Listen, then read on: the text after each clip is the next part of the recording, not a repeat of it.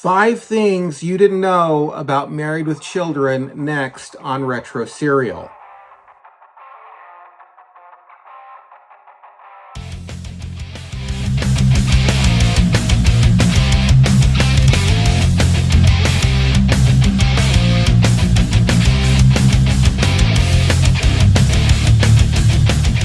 Hey everyone, I'm Ian C. You're watching Retro Serial. Married with Children premiered on Fox in 1987 and ran for an impressive 11 seasons with a total of 259 episodes. It was canceled in 1997. Its irreverent humor, embodied by its working title, Not the Cosbys, struck a chord with American audiences, making it an instant success and an instant classic. The success of Married with Children, along with its edgy, against-the-grain humor, helped put Fox on the map, along with helping branding Fox as an up-and-coming network altogether. While you may have already known all of this, here are 5 things you may not have known about Married with Children. But before we get to that, please do me the honor of hitting that subscribe button, hit that like button, and if you want to know when these things are available, hit the bell notification. Those things are free for you to do, and they help us as a channel immensely. We're committed here to bringing you the best in nostalgic entertainment regarding growing up Generation X, and what we ask of you is that you just hit the like button and hit the subscribe button. Again, it means the world to us. If you want to go a step further, you can help us out by following the link below to our Patreon page, where you'll find 2 levels of support. The first is the Cornflake Club. It's just $3 a month, saying, hey, we like what you're doing over there. Please keep it up. But if you want to be on the Insiders Club, you have to join the Honeycomb Hideout, which is only $5 a month, but you get most all videos and most all podcasts at least one day in advance. At least advanced enough to say, hey, we got it before everybody else did. And you can give a one-time donation as well on Venmo at Singularity_Productions. With all that said, let's get to our 5 facts about Married with Children. Coming in at number 5, alternative casting. Let's face it, Married with Children would not have been the hit that it was without its amazing cast. We had Ed O'Neill, Katie Seagal, Christina Applegate, and David Faustino were all perfectly cast. Even the somewhat annoying next-door neighbors I saw as a complete hit as far as the casting choices were concerned. However, we might have gotten a very different set of characters. The original vision was to see Sam Kinison married to Roseanne Barr, and there's somewhat of an urban legend that they were both approached with the roles. I say urban legend because some sources say that they were approached with the roles and they turned them down. However, in a documentary I was watching, one of the casting directors said if they were approached, he did not know about it. So were they really approached? Were they not really approached? I'm not too sure. Ed O'Neill got the role because every other actor who auditioned for the part of Al Bundy played it like Jackie Gleason. However, O'Neill took his cues from his real-life uncle and played the part, well, more pathetically, which the casting directors loved. But even Ed O'Neill almost didn't get the role. That's right. The role actually originally went to Michael Richards. But upon further reflection, they thought he just wasn't right. Now, I could not even picture Michael Richards in that role, and I'm glad he didn't get the part because I actually love him as Kramer on Seinfeld. But what is also interesting is that even the children, Kelly and Bud, had alternative casting in the pilot. Kelly was played by Tina Caspi, and Bud was played by Hunter Carson. I couldn't even imagine anybody but Christina Applegate and David Faustino in those roles. A little bonus personal fact about me. Remember in our last episode when we were talking about 5 things you didn't know about You Can't Do That on Television? Well, and we were in that episode, we were talking about nicknames. Well, one of my nicknames growing up was Bud, because apparently me as a younger kid, teenage kid, looked like Bud. At least some people thought I looked like Bud. Well, here's a picture.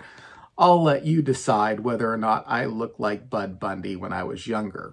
Coming in at number 4, irreverent humor gets them in trouble.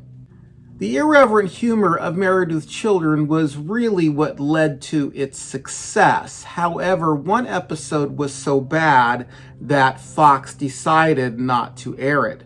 Season 3, episode 10, I'll See You in Court, has both the Rhodes and the Bundys spending the night in a sleazy motel. And both respective couples are filmed being intimate. While the Rhodes decide to let the matter go, the Bundys decide to sue the establishment. Thus the title, I'll See You in Court. The reason why the episode never aired is due to the fact that a Michigan woman didn't like how irreverent Married with Children was and decided to start a letter writing campaign. Well, this scared the executives over there enough to never air the episode. The episode did finally air in 2002 on FX, and you can watch it now. Another interesting fact about its irreverent humor is Peggy's maiden name is Rancor. I'll let you look up what that means in other countries. Rancor is her last name.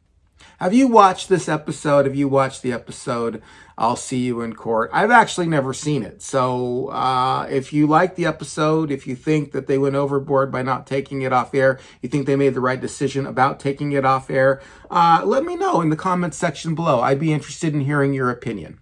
And coming in at number 3, things you didn't know about Ed ONeill. I don't know if this is so much a fact or a collection of facts. As a matter of fact, these 5 things you didn't know, they end up being something like 10 or 15 facts about the show. But here are 3 things that you might not have known about Ed ONeill.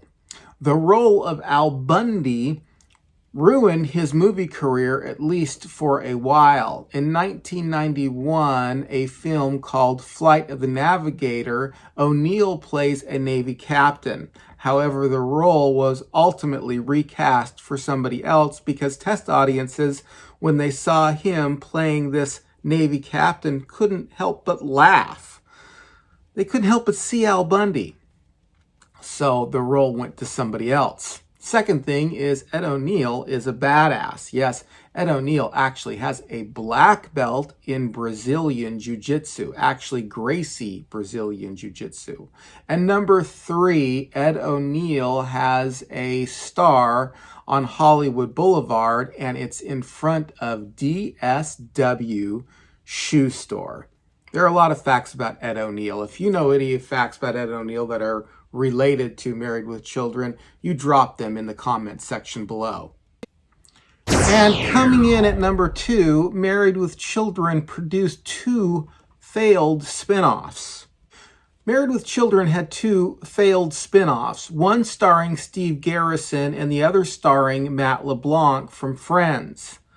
David Garrison, who played Steve Rhodes, left Married with Children in the middle of the 4th season to pursue other acting opportunities. But this did not stop him from making a few guest appearances. His last appearance was in season 9 in an episode titled Radio Free Tremaine. It envisioned Rhodes as a dean, and the episode was used kind of as a pilot.